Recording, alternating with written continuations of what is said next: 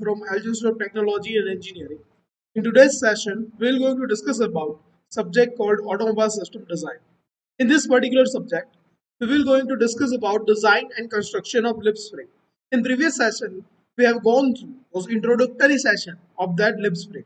Today, we are going to derive different equations for this lip spring.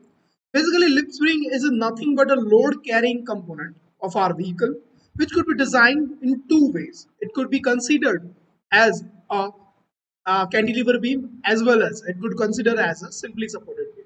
So in that case, we will going to design our lip spring in two ways. One is by simply supported beam and second is by cantilever beam. After that, we're going to establish the relationship between load carrying capacity of master lift and load carrying capacity of gradual lifts. As we have discussed in previous session, that first two lifts or first lift is called as a master lift or a main lift or a first lift, whereas other lifts are called as a gradual lifts. So master lift comes under maximum amount of stress, whereas gradual lifts comes under considerably lower stress compared to master lift. So in this session, we will going to have that equation how to select the number of master lift and number of gradual lifts at the same time. What amount of load will going to act upon our master lift and gradual lift. Our goal is to find load carrying capacity for maximum deflection of our lip spring. Clear? I hope you understand our goal. So first of all, let's discuss about what is this consideration of this lip spring. So as you know that lip spring are also known as a flat spring made up of flat plates. The advantage of lip spring over helical it that it could guide along as well as it could guide along in different or lateral movement of our vehicle. It can also absorb the lateral suspension effect. At the same time, it could considered as a structural component of our vehicle. Thus, the lip spring may carry lateral loads, braking torque, driving torque, in addition to different types of shocks. So ultimately, lip spring considered as a structural part of our vehicle. Clear? Here, we are considering lip spring as a cantilever beam. In that case, we are considering lip spring from the center U-bolt joint. As I have told in previous session, length under the U-bolt is considered as ineffective length of our lip spring. So ultimately, the effective length will be considered, which is exception from that U-bolt length. Clear? So I have considered this cantilever beam from the center of our U-bolt as well as by subtracting that length of U-bolt from that center. Clear? So ultimately this is half length, which is L, full length is 2L. Clear? That is 2L is total effective length, L is half effective length. Whereas B is called thickness of our plate, sorry, width of our plate, and T is called thickness of our plate. So first of all, we are going to discuss about what amount of bending stress will come across to our lip spring. So as we know that in simply supported beam, bending stress will be dictated by equation called M by I is equal to sigma upon Y. From that we have found out this equation clear, which is Z is equals to I by Y, which can be represented ultimately in terms of stress, which is M by Z, which is WL by 1 upon 6 BT square. So ultimately our bending stress in the case of lip spring is 6 WL upon BT square. So ultimately that is our stress acting upon our body. Next thing, to find that limiting deflection, we have this for cantilever beam. Deflection is as we have write down here or we have here is WL cube upon 3EI, where W is load acting on that, L is effective length, E is elastic modulus, and I is nothing but moment of inertia.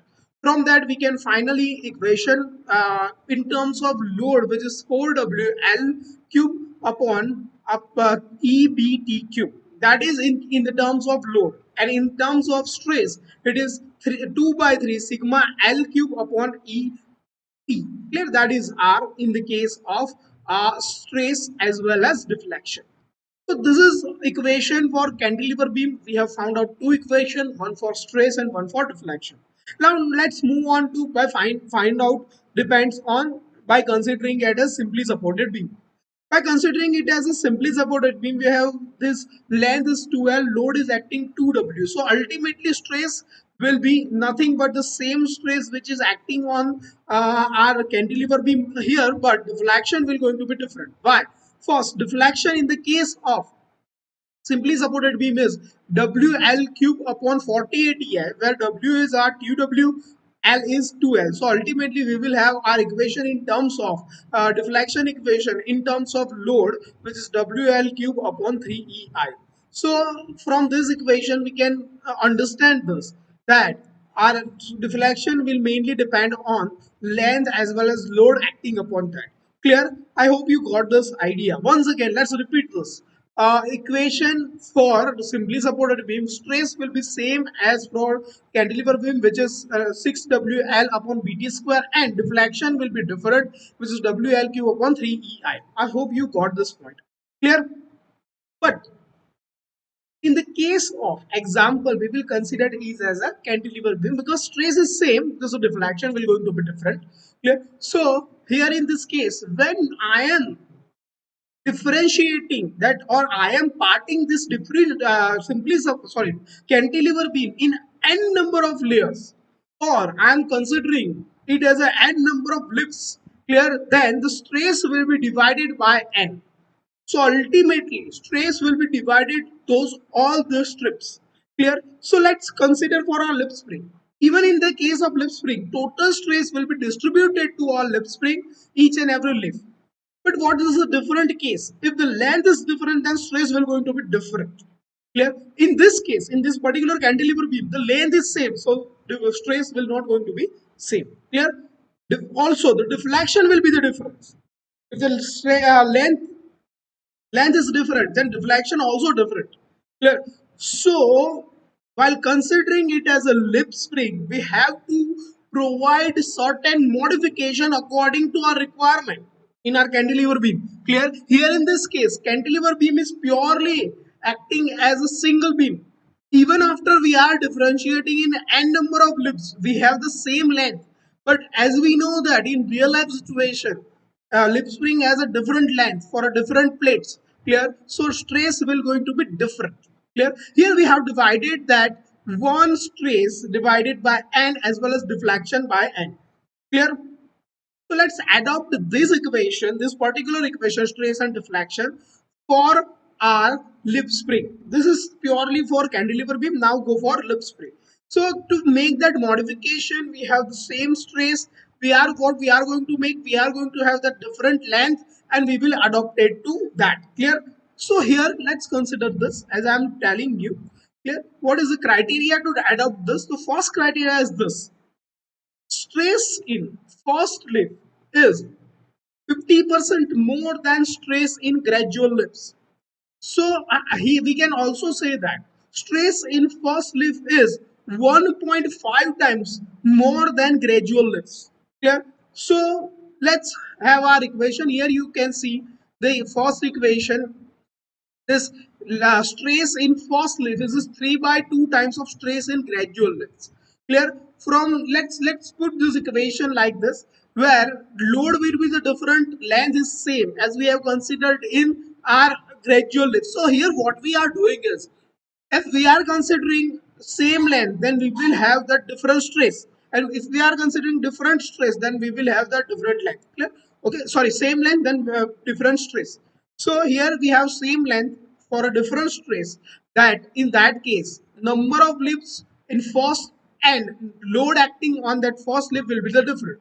So equation will goes like this: 6WFL upon NFBT square is equal to 3 by 2 of 6WL upon NGBT square, which is ultimately give us equation WF by WG, which is 3 by 2 NF by NG. I hope you got this point. Now let's consider this.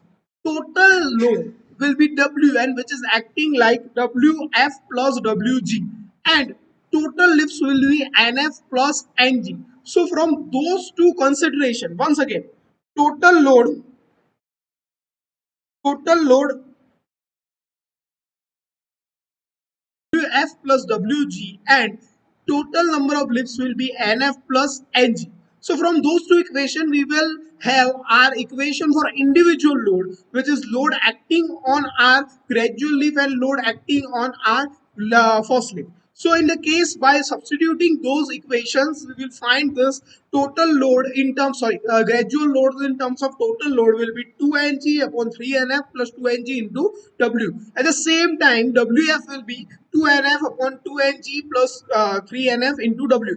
These two are our equation for our gradual lift as well as front lift. Clear? So this two equation will going to give us a load in front lift and load in gradual lift. So ultimately we can find stress according to these two equations. Now let's put this two values of load in terms of our stress, as we have to find ultimately all we have to find is stress and deflection, which is our maximum deflection, which is called as our maximum deflection.